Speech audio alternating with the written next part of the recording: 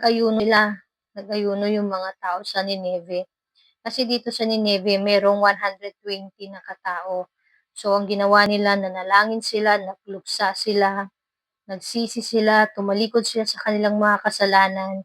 So hanggang sa hindi ginawa ni Yahweh na gugunawin yung lugar ng Nineve. So nagalit si Jonas dahil sa pagkahabag ng Diyos sa mga taga Nineve.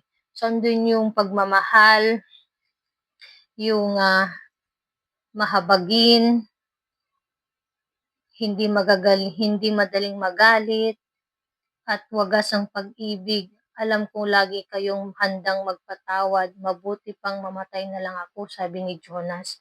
So, masasabi natin dito sa kwentong ito, sa story ni Jonas, na kahit gaano kasama yung mga tao at humingi ng tawad, nagpakumbaba, humingi ng tawad sa mga kasalanan nila, andyan ang Diyos, andyan si Yahweh na nagpapatawad, nagbibigay ng pag-asa o ng pangalawang chance, kumbaga second chance sa kanila para magbago sila.